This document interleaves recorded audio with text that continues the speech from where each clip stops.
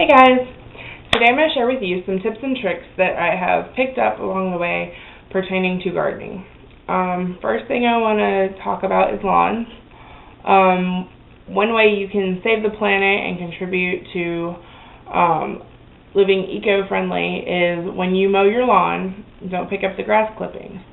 Let them kind of lay there as kind of like its own mulch. It helps hold the moisture in, especially during the summer months when it gets hotter and we have less rain, so it'll help your lawn stay moist so that it doesn't dry out as bad anyway.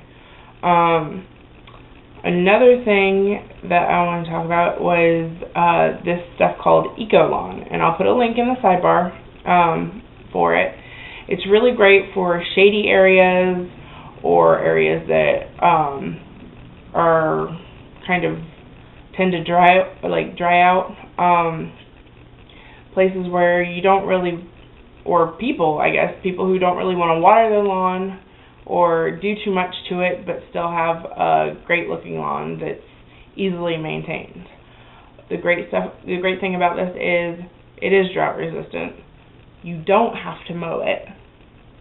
I know, right? Yeah, you don't have to mow it. Basically, it takes a little bit of time to grow it in the beginning to start it off. But I mean, I think you'll have it, like, if you plant it in the spring, I think you should have it around fall time. Not quite sure on that. It should be in the link. But my mind just went blank. Oh! Anyway, once it reaches a certain length, it kind of flops over. So you have this really nice, thick, lush-looking lawn, and it's not, how should I put it? It doesn't look like a mess. It's awesome. You can walk on it. It actually likes it. It grows in shade. Hard to grow areas this is perfect for. So check it out if that's something that interests you. Link down there. Another thing is seedlings. When you're starting off your seeds, whether it's in one of the trays or like I do whenever I buy my eggs, I make sure it has the cardboard egg carton, and then I start my seeds in that, and then I transplant them after they're, a little bigger, but they're getting a little too big for the egg carton. Then I will transplant them before I transplant them into my garden. And instead of using a little plastic pot that's going to be on the earth forever, and like that might crack later on down the road, what are you going to do with it?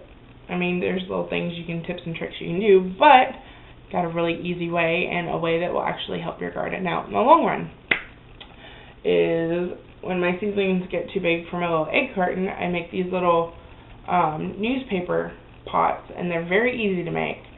And you can water them in this, and once you're done and ready to transplant them, you can just pull off the two pieces of tape you have holding it together and toss it in your compost bin. So it ends up going back to the earth. And that was my little man, probably because him and my cat wrestle, so every once in a while my cat gets a little rough. So I'm going to show you how to make them. Take a piece of newspaper, normally about 6 inches long, 6 or 7 inches long, and then just the width of the newspaper. I fold mine over to where the mark is about halfway, or fold it to about the halfway marker, and then take a empty soup can. This one's about 3 inches in diameter. You're going to place it over the lip of where your second layer meets, kind of like so, and then you're going to wrap your can. Wrap it loose, semi-loosely I should say, not too loose, but loose enough that when you're done, you can easily pull your little newspaper pot off. Go ahead and grab a little piece of tape. When you use like masking tape or eco tape, that'll work too. Right now I'm out, so I'm using plastic tape, so before I throw it in the compost bin, I'll just pull the tape off and then pop the newspaper in there. And you're going to take your loose side and fold it down. Opposite side, fold it down, and then you take your 2 ears sticking up, fold that in. Very, very easy. If you've got kids, they love helping with this stuff. It's something fun everyone can do. especially if you start off with a lot of seedlings and you need a whole bunch of them. Get the kids involved. They love it. And just pull your can out like so, and there you go. You have a little cool thing that you can replant your seedlings in, and it can go back to the earth, and especially if you vermicompost, the worms love it. And then one last tip I want to hit on is recycling.